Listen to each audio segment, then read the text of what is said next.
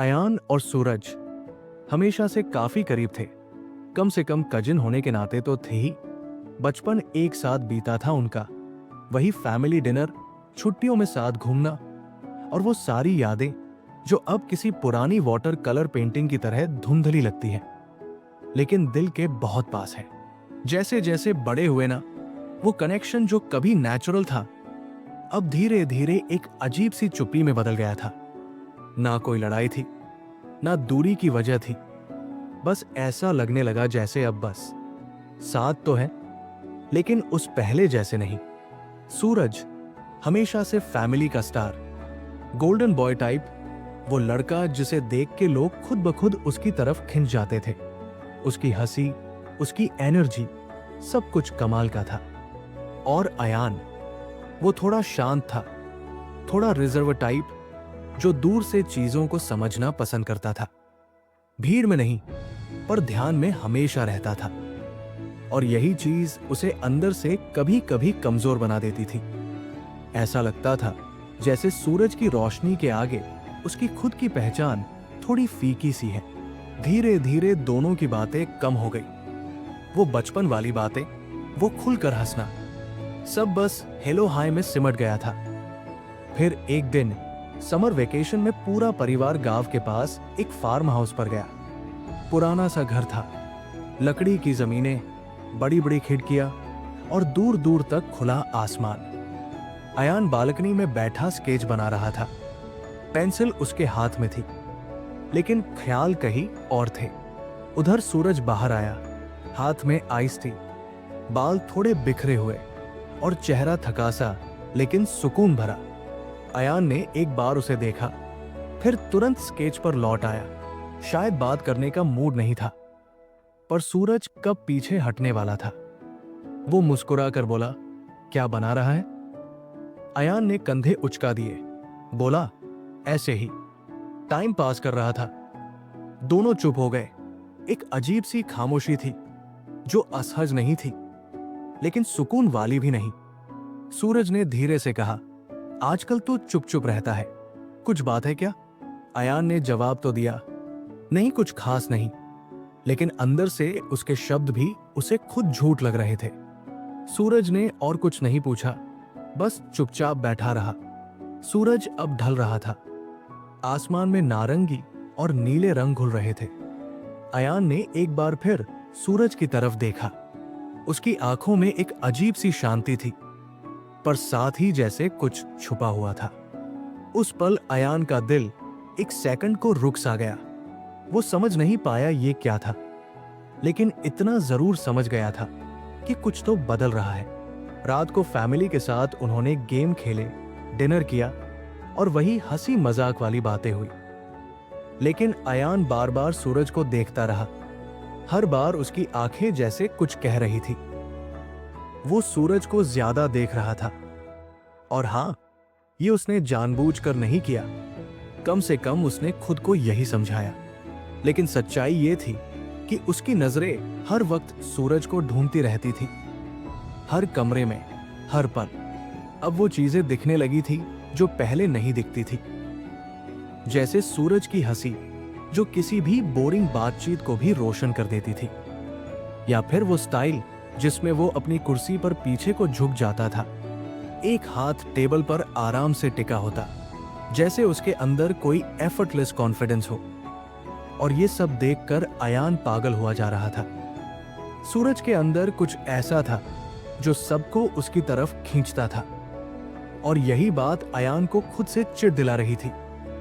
उसका दिमाग सूरज के छोटे छोटे डिटेल्स में ही अटका रहता था। वो उन पलों को बार बार सोचता, उन्हें अपने दिमाग में दोहराता। ये नॉर्मल नहीं था।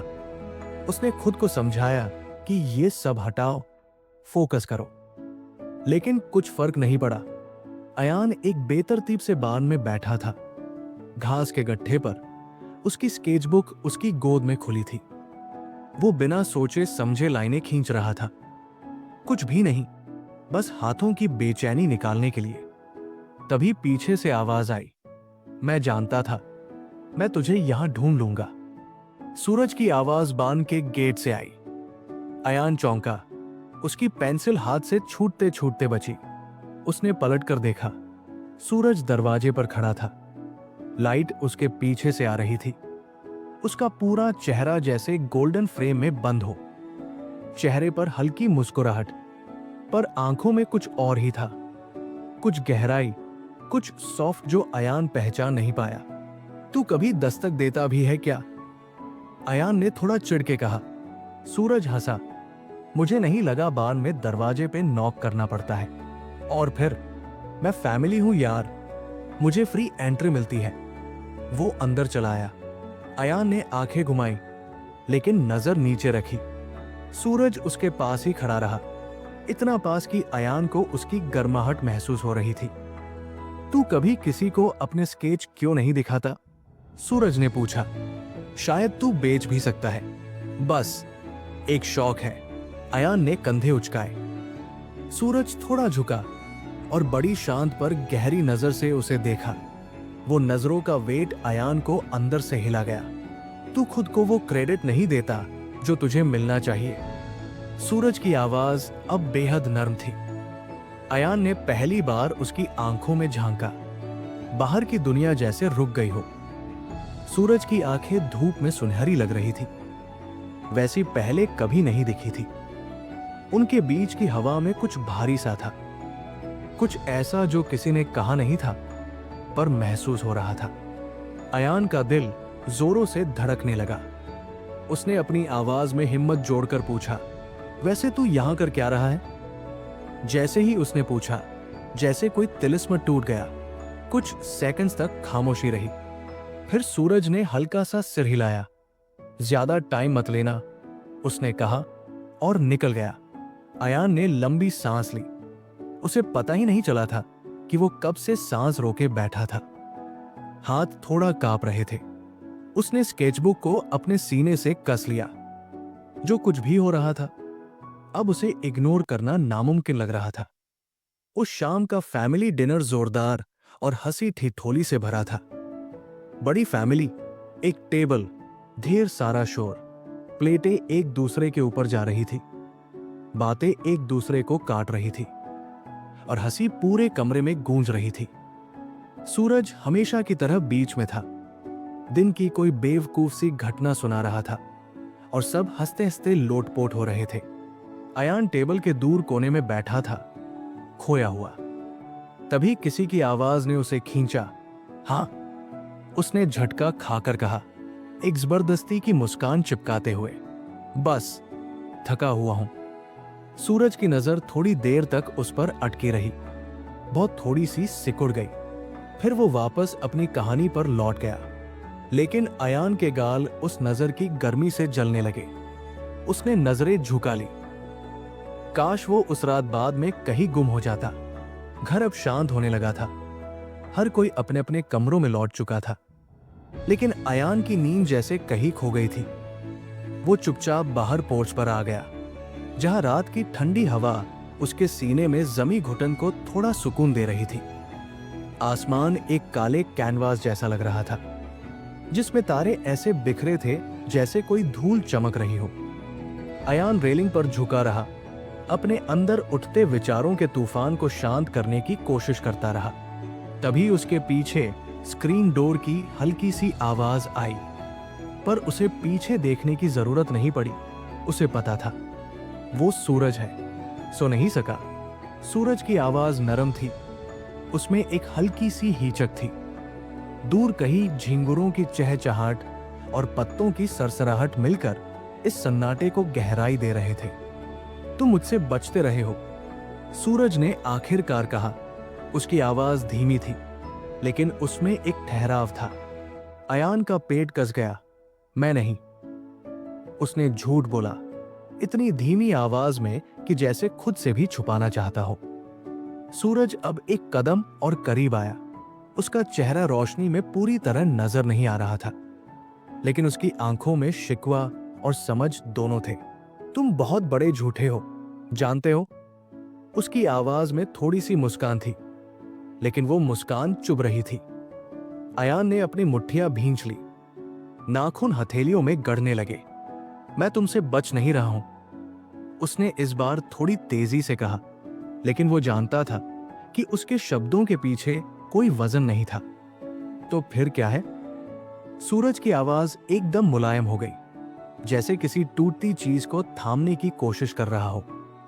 क्या चल रहा है तुम्हारे अंदर, अयान? तुम बदल गए हो। अयान की सांस उसके गले में अटक गई।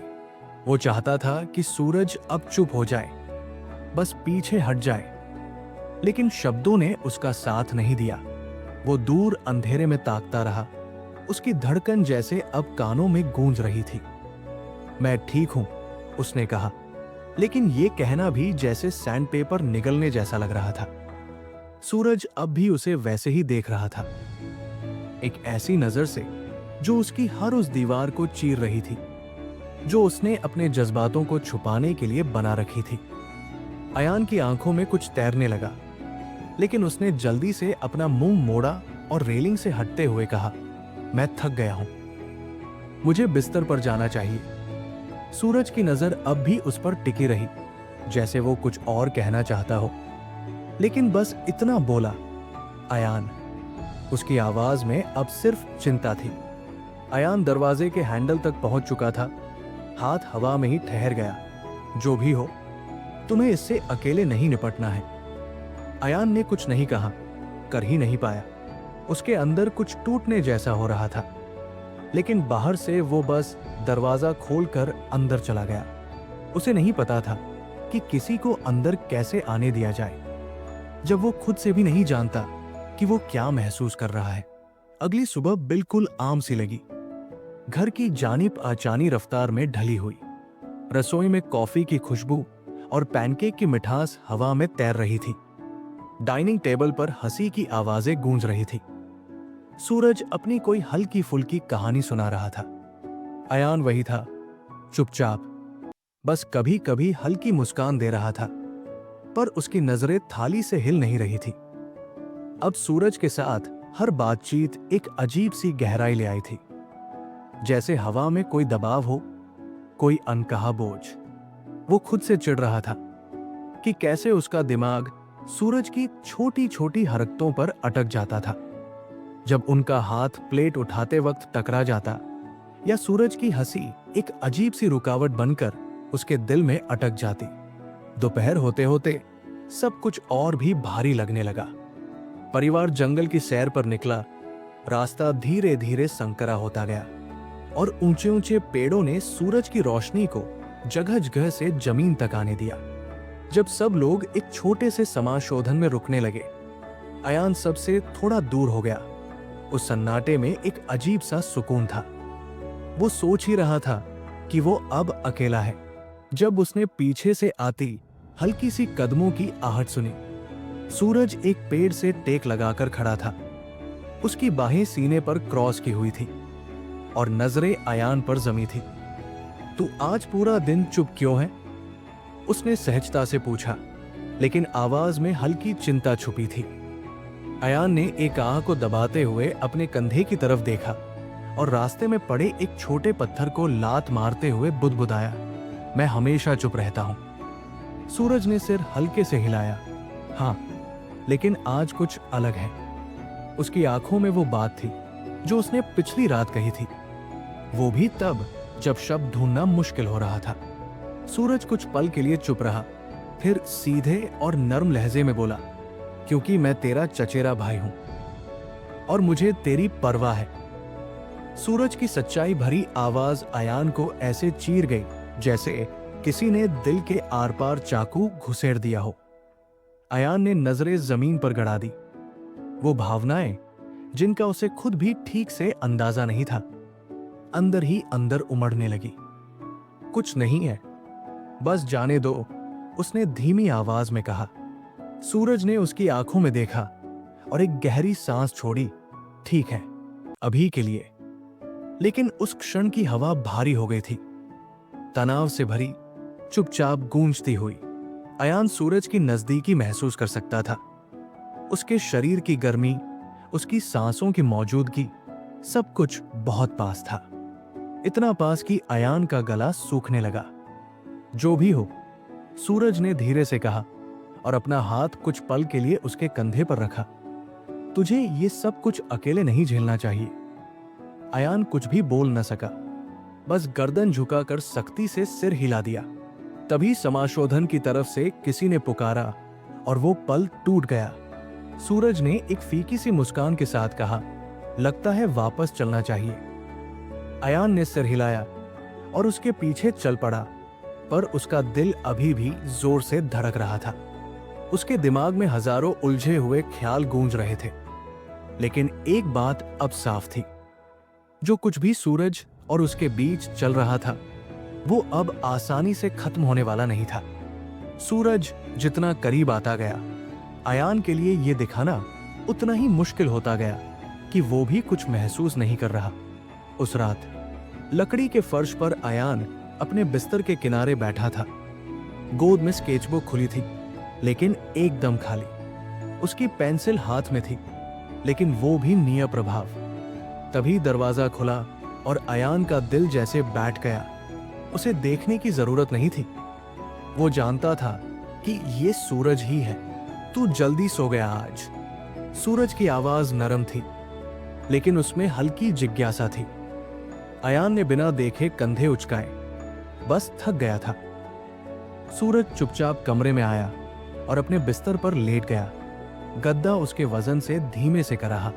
एक पल को कमरे में भारी चुप्पी छा गई। फिर सूरज की निगाह अयान के कंधों पर जमी और उसने धीमे से कहा, तू फिर चुप है। अयान ने पेंसिल को कसकर पकड़ा और गहरी सांस ली। मुझे तेरी चिंता हो रही है। सूरज की आवाज अब थोड़ी सख्त थी। तू पूरे हफ्ते से अलगसा बर्ताव कर रहा है। कुछ है जो तू मुझसे छुपा रहा है?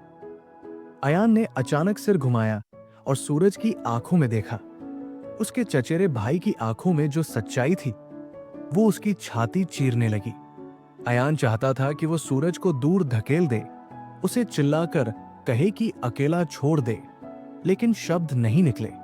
कुछ नहीं है, उसने धीमे, लगभग टूटे हुए स्वर में कहा। बस छोड़ दो सूरज, प्लीज। लेकिन सूरज रुका नहीं। वो थोड़ा आगे झुककर अपनी कोहनियां घुटनों पर टिकाए बैठा।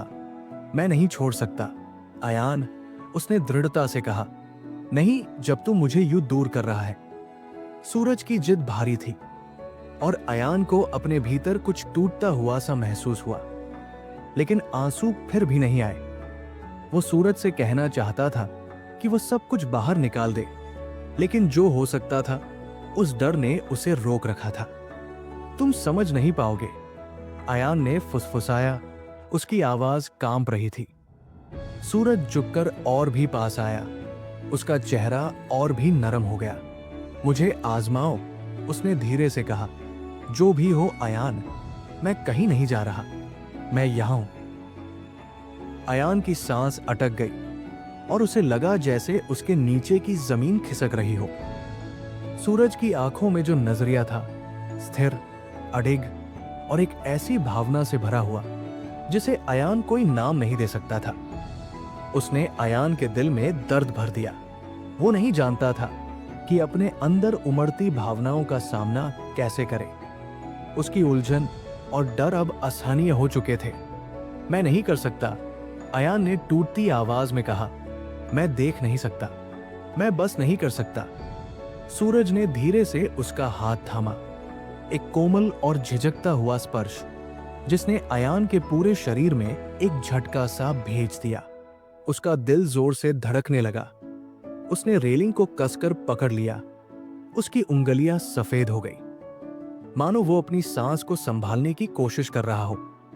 सब कुछ भारी और दमघूंटू लग रहा था और उसे नहीं पता था कि वो इस बोझ को और कितनी देर छुपा पाएगा। दरवाजा फिर से खुला और अयान का दिल धड़कना बंद कर गया। उसने पीछे मुड़कर नहीं देखा, क्योंकि सूरज की मौजूदगी को वो बिना देखे ही महसूस कर सकता था। अयान, सूरज ने धीरे से कहा। उसकी आवाज में एक शांत दृढ़ता थी। तुम्हें भागने की जरूरत नहीं है। अयान ने अपनी आंखें बंद कर ली। उसकी पकड़ और मजबूत हो गई। वो कुछ कहना चाहता था, कुछ भी, लेकिन शब्द नहीं निकल रहे थे। उनके बीच की चुप्पी अब बहुत पतली हो चुकी थी और रात की शांति उन्हें चारों ओर से घेर रही थी। अयान जानता था इस पल के बाद सब कुछ बदल जाएगा। इस बार तुम्हें भागने की जरूरत नहीं है, सूरज ने कुछ कदम दूर रुकते हुए कहा। जो भी हो अयान, तुम्हें इसका सामना अकेले नहीं करना है। अयान ने कांपती हुई सांस ली। उसकी उंगलियां रेलिंग में और धंस गई। आप ऐसा क्यों कहते रहते हैं? उसने कांपती आवाज में पूछा। आप इतनी परवाह क्यों करते हैं? सूरज झिझका और अयान महसूस कर सका कि उसकी निगाहें भारी थी। क्योंकि तुम मेरे चचेरे भाई हो, सूरज ने शांत स्वर में कहा। और क्योंकि मैं तुम्हें देखता हूं अयान। मैं जानता हूं जब कोई चीज किसी को अंदर से खा रही होती है, और मुझे नफरत है कि तुम्हें लगता है तुम्हें इससे अकेले निपटना होगा। सूरज की सच्चाई से भरी आवाज ने अयान को झकझोर दिया। वो उसे सब कुछ बता देना चाहता था, लेकिन डर ने उसकी सांसें रोक दी। जैसे ही सूरज ने एक छोटा कदम और आगे बढ़ाया, उसने कहा, जो भी हो ठीक है, मैं वादा करता हूं ये ठीक होगा। अयान ने सिर हिलाया और एक कदम पीछे हट गया। आंसू उसकी गालों पर बह निकले। नहीं, ये ठीक नहीं है, उसने फुसफुसाहट भरी आवाज में कहा। ऐसा महसूस नहीं होना चाहिए। सूरज ने अपनी आंखें बंद कर ली, और जैसे ही वो अयान के चेहरे को देख रहा था, उनके बीच की हवा अनकही सच्चाइयों से भारी लगने लगी। अयान, उसने शांत लेकिन दृढ़ आवाज में कहा, तुम्हारा क्या मतलब है? अयान ने आंसू पोंछे और एक कड़वी हंसी दी। तुम मुझे मजबूर कर रहे हो ये कहने के लिए। क्या सच में? उसकी आवाज फट गई। सूरज की आंखों में कोमलता थी। मैं बस समझना चाहता हूं, उसने कहा। अयान ने अपनी हुडी कसकर पकड़ी। मुझे नहीं पता मेरे साथ क्या गड़बड़ है, उसने कांपती आवाज में स्वीकार किया। मुझे नहीं पता मुझे ऐसा क्यों लग रहा है, लेकिन ये तुम हो सूरज, ये तुम हो, और मुझे नहीं पता इसे कैसे रोका जाए। उसके शब्द हवा में लटक गए, जैसे एक बम जो अभी फूटने वाला हो। नाजुक और भारी, जैसे कि हल्की हवा उन्हें चकनाचूर कर सकती है। अयान की छाती धड़क रही थी। उसका दिल इतनी जोर से धड़क रहा था कि वो मुश्किल से कुछ और सुन सकता था। उसने सूरज की प्रतिक्रिया के लिए खुद को तैयार किया। अपरिहार्य अस्वीकृति के लिए घृणा, क्रोध, लेकिन इसके बजाय सूरज बस वहां खड़ा रहा। उसकी अभिव्यक्ति अपठनीय थी, जो एक अनंत काल के बाद महसूस हुई। सूरज ने एक कदम और आगे बढ़ाया, उनके बीच की दूरी को कम करते हुए। उसकी हरकतें धीमी और जानबूझकर थी, जैसे कि वो अयान को चौंकाने से डर रहा था। जब उसने आखिरकार बोला, उसकी आवाज शांत लेकिन स्थिर थी। अयान, उसने कहा। उसके स्वर में एक अप्रत्याशित कोमलता थी। अयान ने सूरज को देखा। उसकी सांस उसके गले में अटक रही थी, क्योंकि वो उन शब्दों को समझने की कोशिश कर रहा था जो उसने गला घूंट कर कहे थे। सूरज एक और कदम और करीब आया। उसका हाथ अयान की बाह को छूने से पहले झिझकते हुए आगे बढ़ा। स्पर्श हल्का सा, अनिश्चित था, लेकिन इसने अयान के पूरे शरीर में एक झटका भेज दिया। मैं इसे नीचे धकेलने की कोशिश कर रहा था, सूरज ने स्वीकार किया। उसकी आवाज थोड़ी कांप रही थी। ये दिखावा करने की कोशिश कर रहा था कि ये वहां नहीं है, लेकिन ये है। ये हमेशा से रहा है। अयान को लगा कि वो सांस नहीं ले पा रहा है। उसका दिमाग घूम रहा था, क्योंकि वो सूरज के चेहरे पर किसी भी तरह की झिझक या निष्ठाहीनता के संकेत के लिए खोज रहा था। लेकिन उसे जो मिला वो शांत ईमानदारी थी, एक भेद्यता जो उसकी अपनी प्रतिबिंबित थी। आपका मतलब है कि? अयान ने अपनी आवाज कांपते हुए फुसफुसाया। सूरज ने अयान की बाह पर अपना हाथ टिकाते हुए सिर हिलाया। हां, उसने धीरे से कहा, मेरा मतलब है। फुसफुसाहट के ऊपर सूरज के होंठ एक हल्की, लगभग कड़वी मीठी मुस्कान में बदल गए। मुझे नहीं पता, उसने स्वीकार किया, लेकिन हम इसे एक साथ हल करेंगे। उनके शांत स्वीकारोक्ति के बाद रात भारी लग रही थी, लेकिन सबसे अच्छे तरीके से। अयान और सूरज अपनी बातचीत के बाद लंबे समय तक पोर्च पर रुके रहे। उनके बीच की खामोशी अब एक अव्यक्त समझ से भर गई थी। कोई भी घर में वापस जाने के लिए तैयार नहीं लग रहा था, जैसे कि दहलीज पार करना उस नाजुक टुकड़े को तोड़ देगा जो उन्होंने पाया था। अयान पोर्च की रेलिंग के खिलाफ झुक गया। उसकी बाहें उसकी छाती पर पार हो गई। उसका दिल अभी भी तेजी से धड़क रहा था, लेकिन उसकी छाती में वजन कुछ नरम, कम घुटन में बदल गया था। उसने सूरज को देखा जो पोर्च की सीढ़ियों पर बैठा था। उसका सिर पीछे झुका हुआ था क्योंकि वो सितारों से भरे आकाश को देख रहा था। तुम उतने घबराए हुए नहीं लगते जितना मैंने सोचा था कि तुम होगे, अयान ने धीरे से कहा। उसकी आवाज ने शांति को तोड़ दिया। सूरज ने एक नरम हंसी निकाली। आवाज में एक घबराहट की धार थी। ओह, मैं घबरा गया हूं। उसने अयान को देखने के लिए अपना सिर मोड़ना स्वीकार किया। लेकिन जिस तरह से आप सोच रहे हैं, मैं घबरा गया हूं कि आगे क्या होगा, हमारे लिए इसका क्या मतलब है, हमारे परिवार के लिए। तुम अकेले नहीं हो जो डरे हुए हो, अयान। अयान ने अपने हाथों की ओर देखा। उसकी उंगलियां उसके हुडी के हेम के साथ छेड़छाड़ कर रही थी। ये ऐसा नहीं होना चाहिए, उसने धीरे से कहा। हम परिवार हैं, ये भी एक बात नहीं होनी चाहिए। सूरज ने धीरे से सिर हिलाया। उसकी निगाहें विचारशील थी। मुझे पता है, उसने कहा, लेकिन शायद ये उस बारे में नहीं है जो होना चाहिए। शायद ये सिर्फ इस बारे में है कि क्या है। अयान ने उसकी ओर देखा। उसकी छाती कस गई। तो ये क्या है? सूरज की आवाज में शांत विश्वास था। हम क्या है? सूरज ने तुरंत जवाब नहीं दिया। उसने वापस आसमान की ओर देखा। उसकी अभिव्यक्ति चिंतनशील थी। मुझे नहीं पता, उसने कहा। अंत में, अगर मैं ये कर सकता हूं, उसने स्वीकार किया। उसकी आवाज बमुश्किल एक फुसफुसाहट से ऊपर थी। मुझे नहीं पता कि मैं काफी मजबूत हूं या नहीं। सूरज खड़ा हुआ और तब तक करीब आता रहा, जब तक कि वो अयान के बगल में रेलिंग पर झुक नहीं गया। उसने अयान के कंधे पर हाथ रखा। स्पर्श स्थिर और सशक्त। आपको ये अकेले नहीं करना है, उसने कहा। हम इसे एक साथ एक कदम से समझेंगे। अयान ने उसकी ओर देखा। उसका सीना डर के मिश्रण से दर्द कर रहा था और कुछ ऐसा था जिसे करने की उसने हिम्मत की। आशा थी, राहत थी। क्या तुम सच में इसका मतलब है?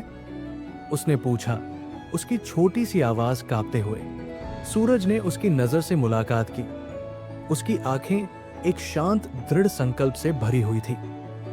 मैं करता हूं, उसने दृढ़ता से कहा। मैं कहीं नहीं जा रहा, अयान। तुम मेरे साथ फंस गए हो।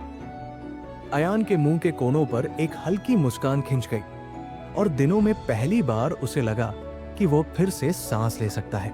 डर अभी भी उसके दिमाग के किनारों पर था, लेकिन पोर्च पर सूरज के चेहरे पर एक गर्म मुस्कान थी। तुम लड़के आज रात यहां बाहर सोने की योजना बना रहे हो?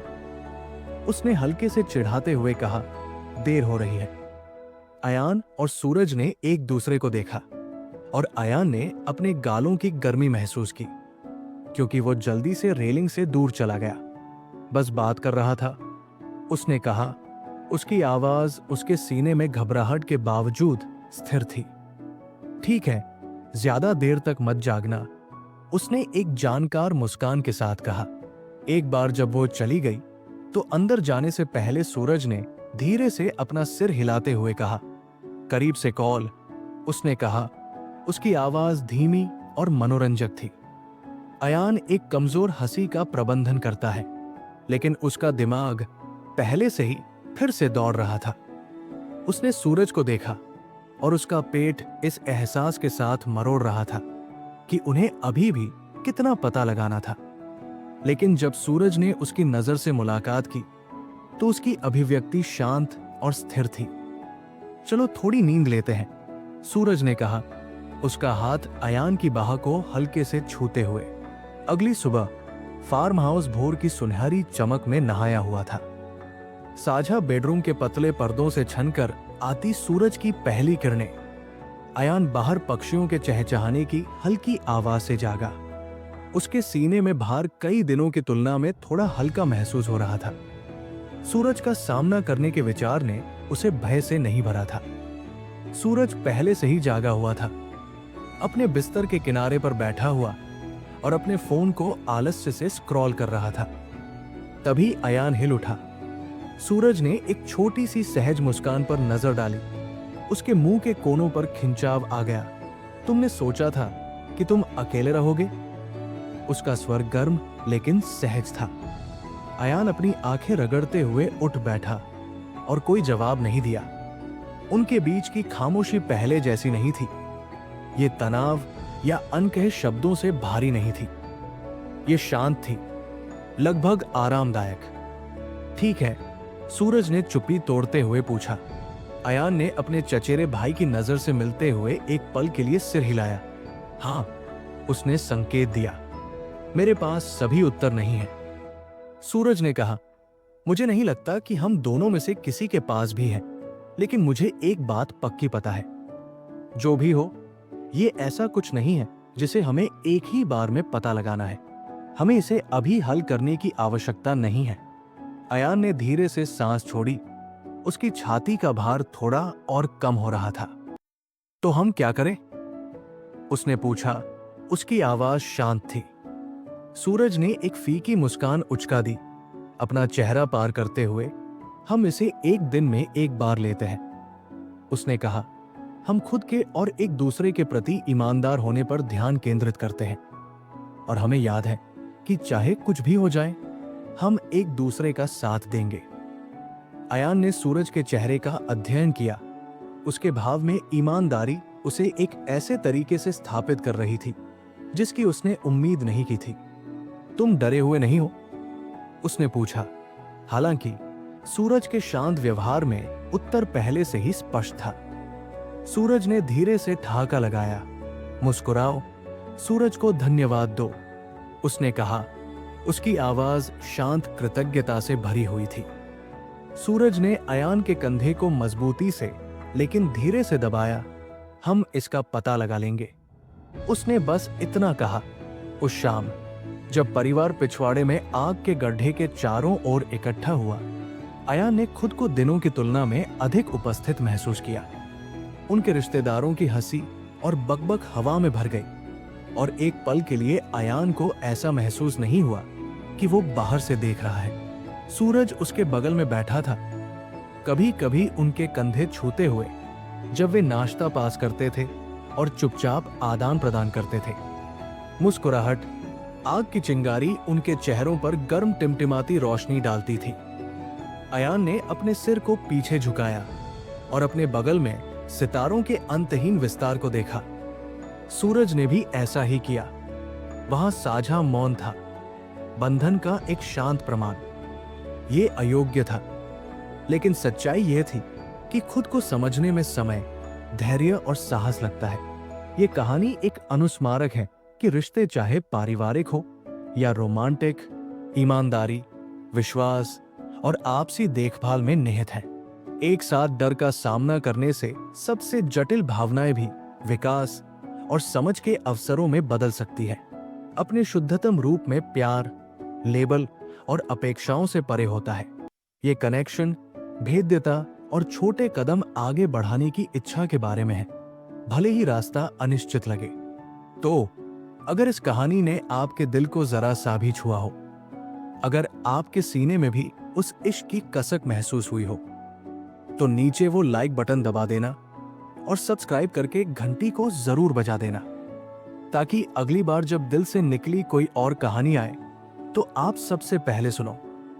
कमेंट में मुझे बताना, कहानी का कौन सा मोमेंट आपके दिल को सबसे ज्यादा छू गया? क्या अगली कहानी में आप कोई ट्विस्ट या नई केमिस्ट्री देखना चाहोगे? और अगर आपके पास कोई ऐसा दोस्त है जो सच्चे, गहरे और थोड़े से अपरंपरागत प्यार में यकीन करता है, तो इस वीडियो को उसके साथ जरूर शेयर करो। डिस्क्रिप्शन में मेरा टेलीग्राम चैनल भी है, वहां मैं डालता हूं BTS clips, exclusive voice narrated poetry और कुछ ऐसी बातें जो सिर्फ हम समझते हैं। मिलते हैं अगली कहानी में।